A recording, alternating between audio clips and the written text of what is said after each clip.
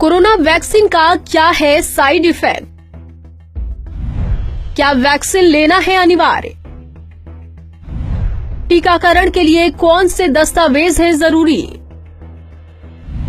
टीकाकरण से जुड़े सवालों का यहां मिलेगा जवाब।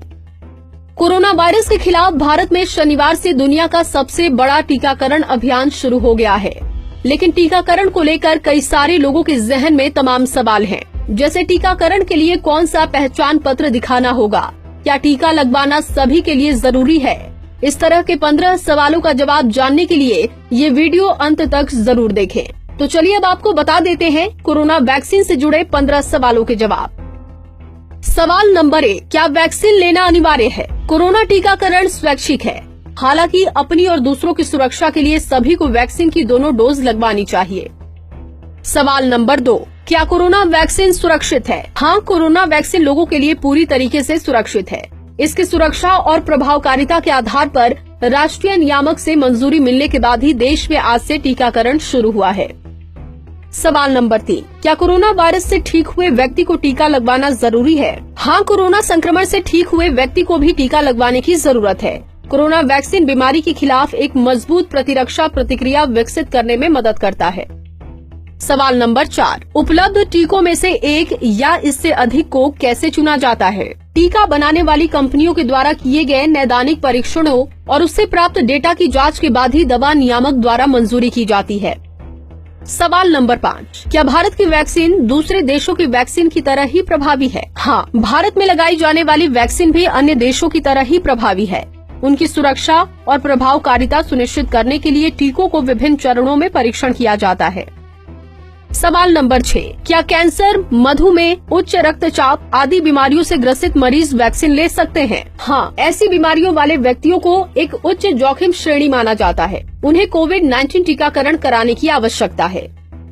सवाल नंबर 7, कोरोना वैक्सीन के संभावित साइड इफेक्ट क्या हैं? हल्का बुखार और दर्द कोरोना वैक्सीन का आम साइड इफेक्ट है, जो टीका लगने के बाद कुछ लोगों में दिखाई दे सकता है। सवाल नंबर 8, क्या कोरोना वैक्सीन सभी को एक साथ दी जाएगी? भारत सरकार ने स्वास्थ्य कर्मियों और फ्रंट लाइन वर्कर्स को प्राथमिकता के आधार पर टीकाकरण के लिए चुना है, क्योंकि वो उच्च जोखिम वाले लोगों में शामिल हैं। सवाल नंबर 9, क्या कोरोना से संक्रमित व्यक्ति को टीका लगाया जा सकता है? कोरोना से संक्रमित या संदिग्ध लोगों को टीकाकरण केंद्र पर जाने से बचना चाहिए। इससे दूसरों में वायरस फैलने का खतरा बढ़ सकता है। सवाल नंबर 10, कैसे पता चलेगा कि मैं कोरोना टीकाकरण के लिए योग्य हूँ? प्रारंभिक चरण में प्राथमिकता समूह, हेल्थ केयर और फ्रंटलाइन वर्कर्स को कोरोना वैक्सीन लगाई जाएगी। इसके बाद टीके की उपलब्धता के आधार पर 50 से अधिक आयु के लोगों को टीका लगाया जाएगा। सवाल नंबर 11, क्या कोई व्यक्ति स्वास्थ्य विभाग के साथ पंजीकरण के बिना वैक्सीन ले सकता है? नहीं, लाभार्थी को टीकाकरण के लिए पंजीकरण करवाना अनिवार्य है। इसके बाद पंजीकरण स्थल पर जाने और समय की जानकारी साझा की जाएगी। सवाल नंबर 12, टीकाकरण के पंजीकरण के लिए कौन से दस्तावेज आवश्यक है? वैक्सीन लगाने के लिए लोगों को मतदान की तरह अपना कोई भी पहचान पत्र दिखाना होगा।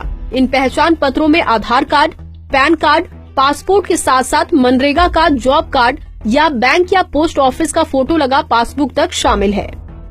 सवाल नंबर 13, अगर कोई व्यक्ति टीकाकरण केंद्र पर फोटो आईडी दिखाने में सक्षम नहीं है, तो क्या उसे टीका लगाया जाएगा? फोटो आईडी टीकाकरण केंद्र पर लाभार्थी के पंजीकरण और सत्यापन दोनों के लिए जरूरी है, ताकि ये सुनिश्चित किया जा सके कि इच्छित व्यक्ति को टीका लगाया गया है। सवाल नंबर 14, टीकाकरण की तारीख के बारे में जानकारी कैसे प्राप्त होगी? ऑनलाइन पंजीकरण के बाद लाभार्थियों को अपने पंजीकृत मोबाइल नंबर पर तारीख, टीकाकरण के समय और स्थान को लेकर SMS प्राप्त होगा। सवाल नंबर 15, टीकाकरण केंद्र पर किसी नियम का पालन करने की आवश्यकता है? कोरोना वैक्सीन लेने के बाद कम से कम आधा घंटे के लिए केंद्र पर ही आराम करना होगा। इस दौरान आपको मास्क पहनना होगा और 6 फुट की शारीरिक दूरी बनाए रखनी होगी। इसके अलावा भी अगर आपके पास